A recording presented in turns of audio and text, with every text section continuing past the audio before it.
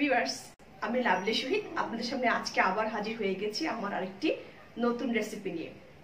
আজকে আমি আপনাদেরকে বানিয়ে দেখাবো কিভাবে মৌসুমী ফল ব্যবহার করে একটি সুস্বাদু আইসক্রিম বানানো যায়, যে ফলগুলো এখন বাজারে অ্যাভেলেবল। ভিউয়ার্স, তাহলে চলুন দেখে নেওয়া যাক আমার এই ফ্রুটস আইসক্রিম বানানোর রেসিপিটির উপকরণগুলো এক নজরে।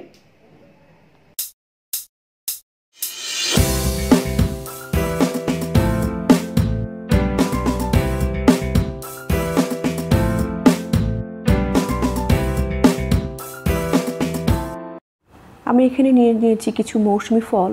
এখানে নিয়ে নিয়েছি একটি সাদা ড্রাগন ফল, নিয়ে নিয়েছি লাল আঙ্গুর এক বাটি, নিয়ে নিয়েছি একটি সাগর কলা, নিয়ে নিয়েছি একটি আপেল এবং সাদা আঙ্গুর। সবগুলো আমি এরকম ছোট করে কেটে নিয়েছি। আর নিয়ে নিয়েছি 4 টেবিল চামচ কনডেন্সড মিল্ক। প্রথমে সবগুলো ফ্রুটসকে একসাথে একটি বাটির মধ্যে এরকম দিয়ে দিতে হবে। তো আমি দিয়ে দিচ্ছি এখানে সবগুলো ফ্রুটস একসাথে। আপনারা এখানে ইচ্ছে করলে আরও বেশি ফ্রুটস ব্যবহার করতে পারেন।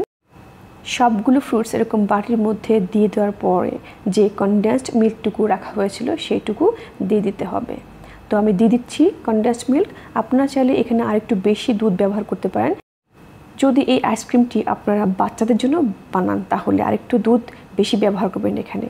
তো দুধ দিয়ে দেওয়ার পরে খুব ভালো করে পুরো ফ্রুটসের গায়ে কনডেন্সড মিল্কটুকু মাখিয়ে নিতে হবে এবং এরপর একটি প্লাস্টিক ফয়েল দিয়ে পুরো বাটিটি খুব সুন্দর করে এয়ার টাইট করে বন্ধ করে দিতে হবে।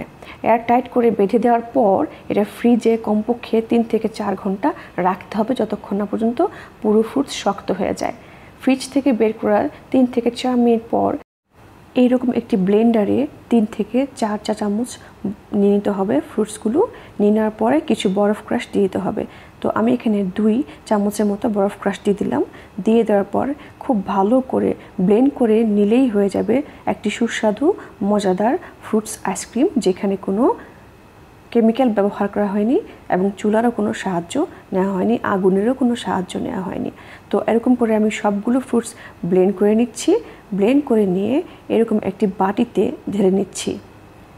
সবগুলো ফ্রুটস যখন ব্লেন্ড করা হয়ে যাবে বাটির মধ্যে এরকম ঢেলে নিয়ে একটি ঢাকনা দিয়ে, অর্থাৎ বাটিটির ঢাকনা দিয়ে খুব ভালো করে এয়ার টাইট করে বন্ধ করে দিতে হবে এবং এরকম একটু ট্যাপ করে নিতে হবে যেন আইসক্রিমটা সমান হয়। তো আমি বন্ধ করে দিচ্ছি বাটিটি বন্ধ করে দিয়ে ঢাকনা দিয়ে কমপক্ষে 4 থেকে 5 ঘন্টা ফ্রিজে রেখে দিতে হবে।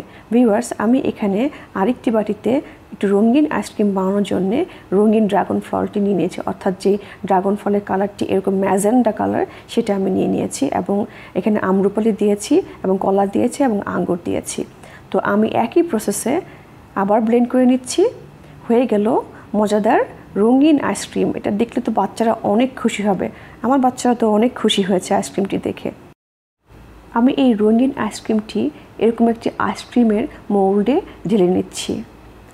এগুলো বাজারে অ্যাভেলেবল, কিনতে পাওয়া যায়। তো সবগুলো আইসক্রিম এখানে দিয়ে দিচ্ছি। সবগুলো আইসক্রিম এরকম দিয়ে দেওয়ার পরে এই কোনগুলোকে কমপক্ষে 4 থেকে 5 ঘন্টা ফ্রিজে রেখে দিতে হবে, যতক্ষণ না পর্যন্ত আইসক্রিম সেট হয়ে যায়। তো আমি 4 থেকে 5 ঘন্টা পর বের করে নিয়েছি। আমার আইসক্রিম খুব ভালো করে সেট হয়ে গেছে। আমি এরকম 2টি বাটিতে আইসক্রিমগুলো ঢেলে নিয়েছি।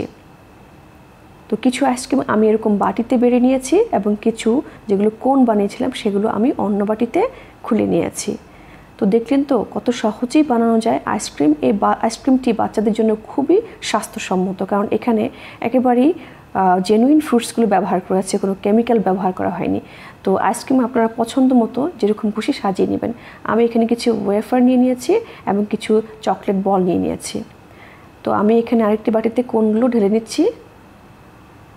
কোনগুলোকে এরকম আস্তে আস্তে সুন্দর করে ঘুরিয়ে ঘুরিয়ে খুলতে হবে, যেরকম করে আমি দেখিয়ে দিচ্ছি। হয়ে গেল আইসক্রিম কোন। ঠিক দুপুরের তপ্ত গরমে কিন্তু এই আইসক্রিমটি খেতে কিন্তু খুবই ভালো লাগবে।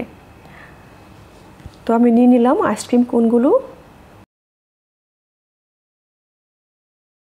ভিউয়ার্স, আমার এই ভিডিওটি যদি আপনাদের ভালো লেগে থাকে তাহলে আমার ভিডিওটিতে একটি লাইক দিবেন, কমেন্ট করবেন, শেয়ার করবেন এবং আমার চ্যানেল নস্টালজিক কুকিং সাবস্ক্রাইব করবেন এবং সাথে থাকা বেল আইকনে প্রেস করবেন আমার রান্নার নতুন নতুন ভিডিও দেখার জন্য। আজ এই পর্যন্তই।